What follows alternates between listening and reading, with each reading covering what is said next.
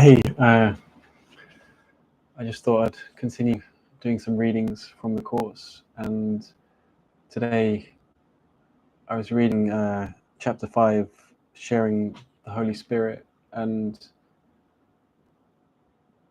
I could see how clearly all day I was switching between seeing people as spirit and seeing them as bodies, and I was entering the state of seeing them as spirit and seeing how that is our gateway to peace. Every time I would have a thought, and it was a thought about them as being a person, I could feel the solidity, the density, and even when I felt like the seeming dense energy of people around me, I just went to get my hair cut, and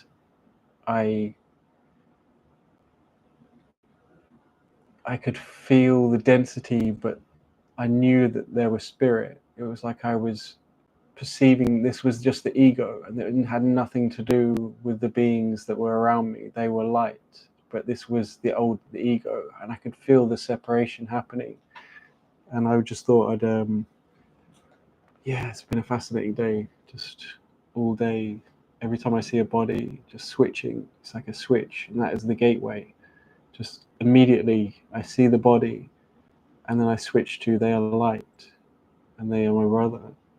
And the lightness and the peace that comes with it when it's just done continuously. And the course does say, this is the course is simple. Like, you're just making that decision. You're just becoming devoted to making that decision that your brother is light. And in this part, it says that is the way we see. And they don't even need to be spiritual or even know anything about what we're doing. Like, we are secret keepers of the light, and we are holding it in our minds by seeing everyone as light, seeing everyone as spirit, and that they're not really the ones that are reacting.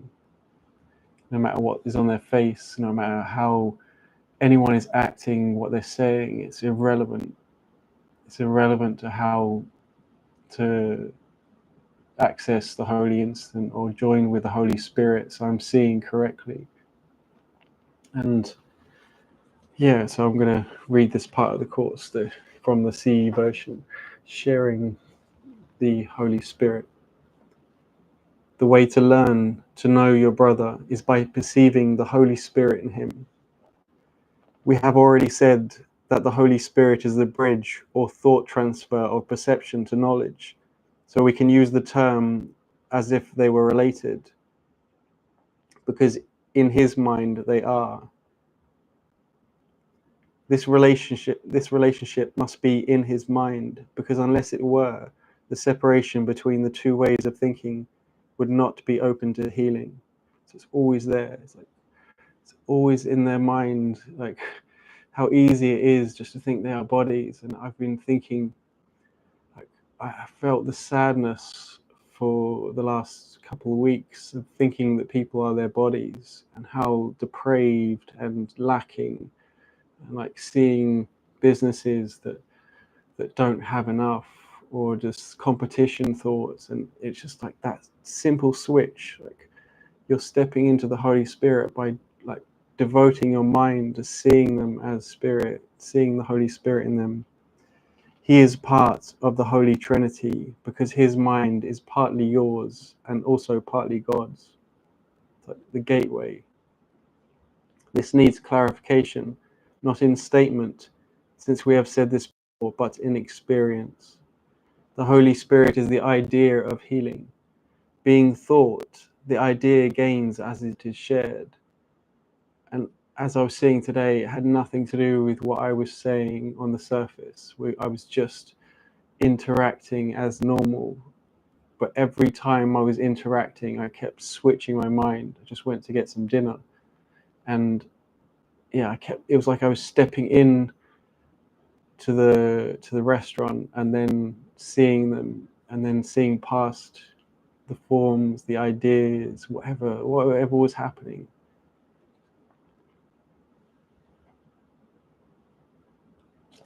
Being the call for God It is also the idea of God. You are part of God. It is also the idea of yourself, as well as of all the parts of God.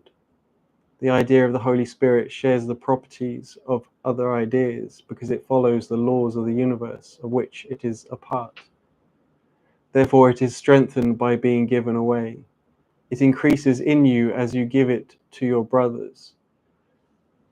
Exactly, like the whole day, just I felt it more and more strongly over the day as I kept reinforcing the idea, and it became easier and easier just to see them as spirit, see the person, especially sometimes I found it was easier to see spirit, the people I just would see briefly as spirit, but the ones I think I know or spend more time around, those are the ones that it seems to be more difficult, and I have to be really vigilant and really, like, you know, like it said, you know, you need effort and great willingness, and I think that effort is just, or just keep turning it, just keep overturning the thoughts, and like you have a negative feeling, and that effort is just to say no, this negative feeling is not me. And through seeing others as spirit, I felt like it's easier to see myself without those doubts and fears, and you know, seeing that this is my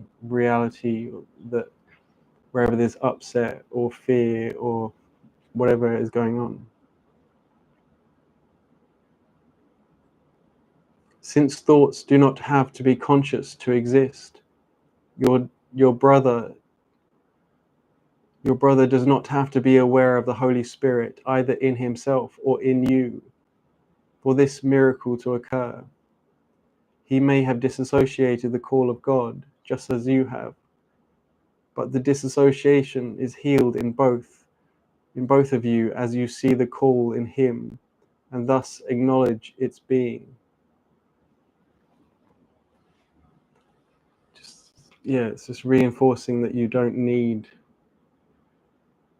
another to join with you with anything in terms of like being a body, be a person, to them to agree with you or to like you or to hug you or feel like it can be in any situation. If you say of a brother that you are determined not to see him that way, you are speaking negatively. But if the same idea is stated positively, you can see the power of it. It means that there are two ways of seeing your brother, and also that they are diametrically opposed to one another. These two ways must be in your mind because you are the perceiver. They must also be in his mind because you are perceiving him. What you are really saying then is that you will not look at him through your ego or perceive his ego in him. Stated positively, you will see him through the Holy Spirit in your mind and perceive the Holy Spirit in his. What you acknowledge in your brother, you are acknowledging in yourself. What you share, you strengthen. The voice of the Holy Spirit is weak in you. That is why you must share it, because it must be increased in strength before you can hear it. It is impossible to hear it in yourself while it is so weak in your mind. It is not weak in itself, but it is limited by your unwillingness to hear it. And yeah, every time I keep reinforcing the idea that the spirit is in them, I can more easily, more clearly hear it for myself. Will itself is an idea and therefore strengthened by being shared. You have made the mistake of looking for the Holy Spirit in yourself, and that is why your meditations may have frightened you. By adopting the ego's viewpoint, you undertook an ego alien journey with the ego as guide. This was bound to produce fear. The better idea of perceiving the Holy Spirit in your brother needs to be strengthened in both you and him. You can increase this idea by giving it to him. Delay is of the ego because time is its concept. Delay is obviously a time idea. Both time and delay are meaningless in eternity. We have said before that the Holy Spirit is God's answer to the ego. Everything of which the Holy Spirit reminds you is in direct opposition to the ego's notion. because true and false perceptions are themselves opposed. The Holy Spirit has the task of undoing what the ego has made. He must undo it in the same realm of discourse in which the ego itself operates, or the mind would be unable to understand the change.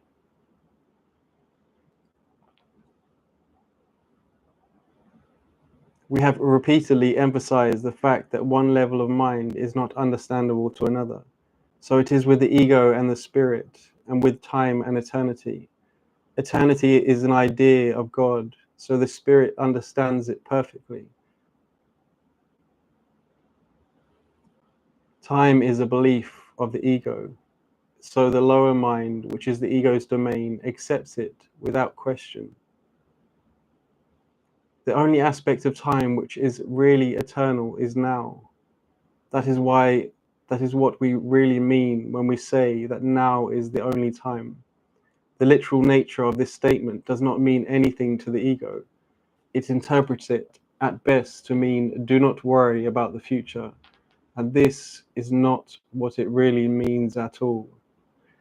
The Holy Spirit is the mediator between the interpretation of the ego and the knowledge of the Spirit. His ability to deal with symbols enables him to work against the ego's belief in its own language, the language of fear and doubt and judgment and seeing someone as a body. His ability to look beyond symbols into eternity also enables him to understand the laws of God for which he speaks. He can thus perform the function of reinterpreting what the ego makes, not by destruction, but by understanding. Understanding is light, and light leads to knowledge. The Holy Spirit is in light because he is in you who are light. But you yourself do not know this. It is therefore the task of the Holy Spirit to reinterpret you on behalf of God. You cannot understand yourself alone. This is because you have no meaning apart from your rightful place in the sonship, and the rightful place of the sonship in God. This is your life, your eternity, and yourself. It is of this that the Holy Spirit reminds you. It is this that the Holy Spirit sees. This vision invariably frightens the ego because it is so calm. Peace is the ego's greatest enemy because according to its interpretation of reality, war is the guarantee of its survival. The ego becomes strong in strife because if you believe that there is strife, you will react viciously because the idea of danger has entered your mind. This idea itself is an appeal to the ego. The Holy Spirit is as vigilant as the ego to the call of danger, opposing it with his strength, just as the ego welcomes it with all its might. The Holy Spirit counters this welcome by welcoming peace. Peace and eternity are closely related, as are time and war. Perception as well as knowledge derives a meaning from relationships. Those which you accept are the foundations of your belief. The separation is merely another term for a split mind. It was not an act, but a thought. Therefore, the idea of separation can be given away just as the idea of unity can. And either way, it will be strengthened in the mind of the giver.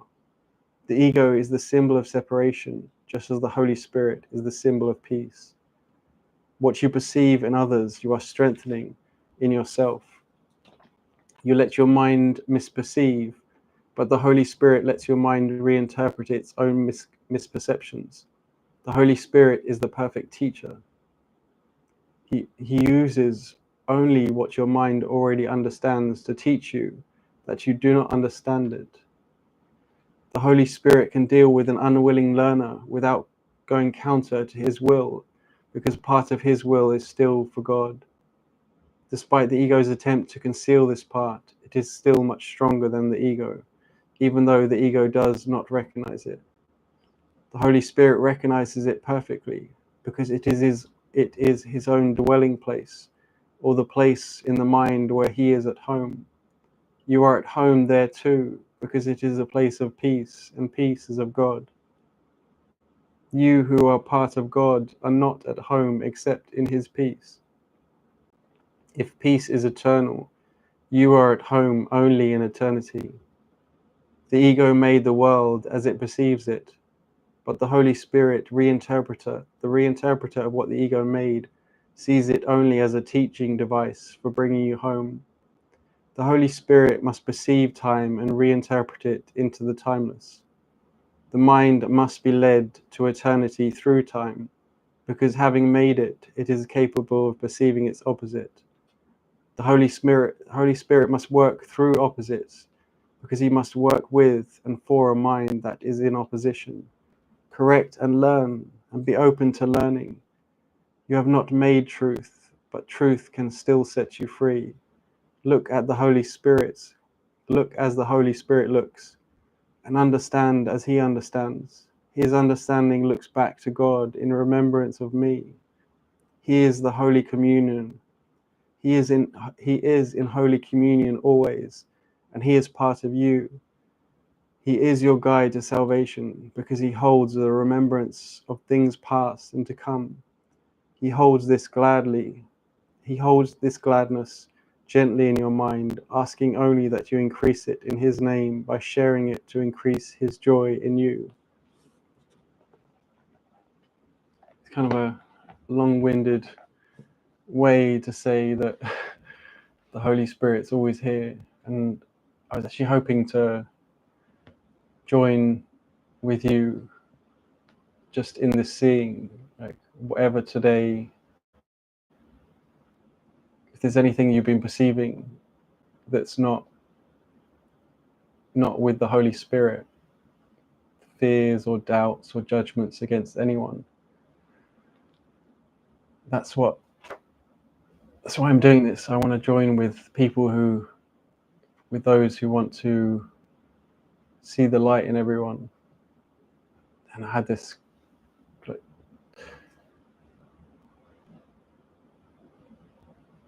just vision of